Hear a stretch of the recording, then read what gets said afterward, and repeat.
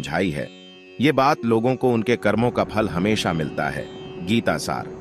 आपने महसूस किया होगा कि जो लोग अच्छे कर्म करते हैं वो परेशान रहते हैं, वहीं जो बुरे कर्म करते हैं वो खुशी से रह रहे होते हैं। अच्छे कर्म करने वाले परेशान होते हैं कि आखिर उन्हें इतनी परीक्षा क्यों देनी पड़ रही है, जबकि जो अधर्म की राह में हैं वो खुश हैं और जिंदगी का लुत्फ उठा रहे हैं। अगर आपके मन में भी ये सवाल आया है तो आज हम आपको इसका जवाब देंगे। ये जवाब वो है जो भगवत गीता में लिखा है और श्री कृष्ण ने अर्जुन को दिया था। भगवत गीता में वर्णित कथा के अनुसार जब भी अर्जुन के मन में कोई दुविधा होती थी तो वो श्री कृष्ण के पास पहुंच जाते थे। एक बार की बात है, अर्जुन ने भगवान श्री कृष्ण के समीप आकर कहा कि वो दुविधा में हैं और इसका जवाब वो श्री कृष्ण से चाहते हैं। श्री कृष्ण ने पूछा कि क्या सवाल है।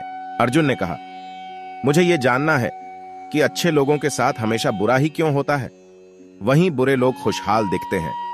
अर्जुन के मुंह से ऐसी बातें सुनकर श्री कृष्ण मुस्कुराए और कहा, मनुष्य जैसा सोचता है और महसूस करता है वैसा कुछ नहीं होता है, बल्कि अज्ञानता की वजह से वो सच्चाई नहीं समझ पाता है। अर्जुन उनकी ये बात समझ नहीं पाए। इसके बाद श्री कृष्ण ने क्या कहा वो जानते हैं। श्री कृष्ण ने अर्जुन से कहा, पार्थ, मैं तुम्हें एक कथा सुनाता हूं, उसे सुनकर तुम समझ जाओगे कि हर प्राणी को उसके कर्म के हिसाब से ही फल मिलता है। प्रकृति हर किसी को अपनी राह चुनने का मौका देती है।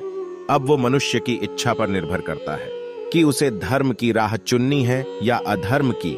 कथा शुरू करते हुए श्री कृष्ण ने कहा, एक नगर में दो पुरुष रहा करते थे। एक पुरुष व्यापारी था जिसके जीवन में धर्म की बहुत महत्ता थी। वो पूजा पाठ में यकीन रखता था। वो हर रोज मंदिर जाता था और दान धर्म भी करता था और हर रोज भगवान की पूजा करता था। वहीं दूसरा पुरुष बिल्कुल विपरीत था। वो हर रोज मंदिर तो जाता था लेकिन पूजा करने नहीं, बल्कि मंदिर के बाहर से जूते चप्पल चुराने। उसे दान और धर्म से कोई लेना देना नहीं था। समय बीतता गया और एक दिन बहुत जोर की बारिश हो रही थी। इस वजह से मंदिर में पुजारी के अलावा कोई नहीं था। ये बात जब दूसरे पुरुष को पता चली तो उसने कहा कि ये सही मौका है मंदिर का धन चुराने का। पंडित से नजर बचाकर उसने मंदिर का सारा धन चुरा लिया। उसी समय धर्म कर्म में विश्वास रखने वाला व्यक्ति भी मंदिर पहुंचा। दुर्भाग्य से मंदिर के पुजारी ने उसे ही चोर समझ लिया और चिल्लाने लगे। वहां लोग एकत्र हो गए और उसे बहुत मारा। किसी तरह वो बचते बचाते वहां से निकला तो दुर्भाग्य ने उसका साथ वहां भी नहीं छोड़ा। मंदिर के बाहर वो एक गाड़ी से टकरा गया और घायल हो गया। फिर वो व्यापारी लंगड़ाते हुए घर जाने लगा तो रास्ते में उसकी मुलाकात उस पुरुष से हुई जिसने मंदिर से धन चुराया था। उसने कहा, आज तो मेरी किस्मत चमक गई, एक साथ इतना सारा धन मिल गया। ये सब देखकर उसे बहुत बुरा लगा और उसने अपने घर से भगवान की सारी तस्वीरें निकाल दी। कुछ सालों बाद दोनों पुरुषों की मृत्यु हो गई। मरने के बाद जब दोनों यमराज की सभा में पहुंचे और भले पुरुष ने दूसरे व्यक्ति को देखा तो उसे बहुत गुस्सा आया। उसने क्रोधित होकर यमराज से पूछ ही लिया, मैं तो हमेशा अच्छे कर्म करता था, दान में विश्वास रखता था, उसके बदले जीवन भर मुझे अपमान और दर्द ही मिला और इस व्यक्ति को नोटों से भरी पोटली।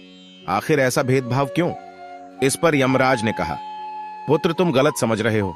जिस दिन तुम्हारी गाड़ी से टक्कर हुई थी वो दिन तुम्हारे जीवन का आखिरी दिन था, परंतु तुम्हारे अच्छे कर्मों की वजह से तुम्हारी मौत सिर्फ एक छोटी सी चोट में बदल गई। तुम इस दुष्ट व्यक्ति के बारे में जानना चाहते हो। दरअसल इसके भाग्य में राजयोग था, मगर इसके कुकर्मों और अधर्म की वजह से वो सिर्फ एक छोटी सी धन की पोटली में बदल गया। कथा सुनाने के बाद श्री कृष्ण अर्जुन से कहते हैं, पार्थ, क्या अब तुम्हें तुम्हारे सवाल का जवाब मिल गया? ऐसा सोचना कि भगवान तुम्हारे कर्मों को नजरअंदाज कर रहे हैं, ये बिल्कुल भी सत्य नहीं है। भगवान हमें कब क्या किस रूप में दे रहा है मनुष्य को समझ में नहीं आता है, मगर आप अच्छे कर्म करते रहें तो भगवान की कृपा हमेशा बनी रहती है। इसलिए अपने अच्छे कर्मों को बदलना नहीं चाहिए, क्योंकि उसका फल हमें इसी जीवन में मिलता है। इसलिए मनुष्य का फर्ज है कि वो हमेशा अच्छे कर्म करते रहें, क्योंकि श्री कृष्ण ने गीता में भी बताया है कि किसी के द्वारा किया गया कर्म बेकार नहीं जाता है, चाहे वो अच्छा हो या बुरा।